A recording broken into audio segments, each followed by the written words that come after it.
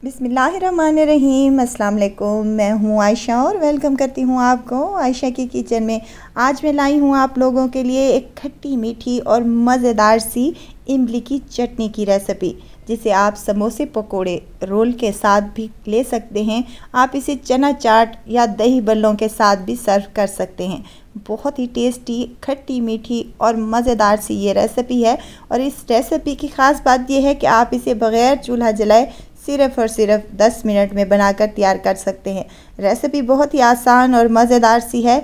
तो चलते हैं अपने किचन में और आज की खट्टी मीठी सी ये इमली की मज़ेदार सी चटनी को बनाना स्टार्ट कर लेते हैं। यहाँ पर मेरे पास है इमली का पल्प।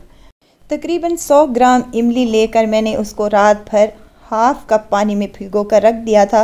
तो सुबह मैंने इसका पल्प निकाल लिया है। गाढ़े वाला पल्प चाहिए हमें।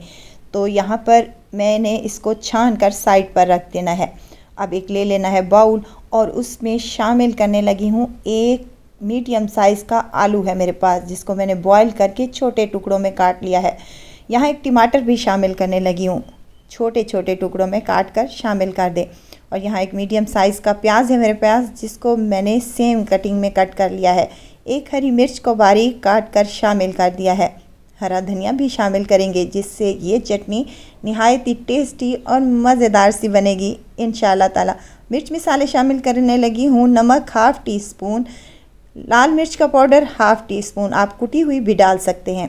यहाँ सफ़ेद ज़ीरा है मेरे पास ½ टी स्पून कूटा हुआ है।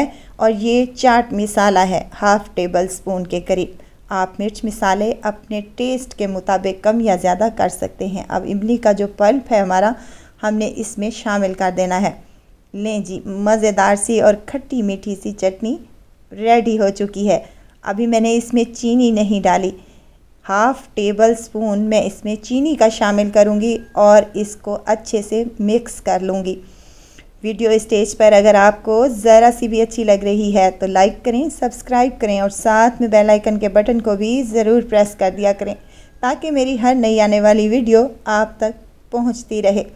½ टेबल स्पून चीनी शामिल करने के बाद मैंने इसको अच्छे से मिक्स कर लिया है, ताकि चीनी भी इसमें हल हो जाए। यहाँ पर मैंने बाउल में शामिल कर लिया है। इस चटनी को आप पूरे 1 हफ़्ते के लिए फ्रिज में महफूज करके भी रख सकते हैं। जब भी आप समोसे पकोड़े या फिर रोल के साथ इसको एंजॉय करेंगे तो बहुत ही ये टेस्टी लगेगी इंशाअल्लाह ताला। बहुत ही कम बजट में ये बनकर तैयार होती है और बहुत ही टेस्टी लगती है। यकीन करें, बहुत सारी आपने चटनियाँ खाई होंगी, लेकिन आप जब ये चटनी अपने घर पर तैयार करेंगे तो बाकी तमाम चटनियों को भूल जाएंगे इंशाअल्लाह ताला। बहुत ही टेस्टी, बहुत ही मज़ेदार और बहुत ही कम बजट में ये बनकर तैयार हो जाती है। आप इसको समोसों के साथ और पकोड़ों के साथ तो ये निहायत ही टेस्टी लगती है। आप दही बल्लों के साथ भी इसको सर्व कर सकते हैं। आप इनको गोलगप्पों के साथ भी ले सकते हैं। ज़रूर ट्राई कीजिएगा। आई होप कि मेरी आज की रेसिपी आप लोगों को ज़रूर पसंद आई होगी। रेसिपी पसंद आए तो लाइक शेयर ज़रूर कर दीजिएगा। और अगर आप चैनल पर नए हैं तो चैनल को भी ज़रूर सब्सक्राइब कर दें।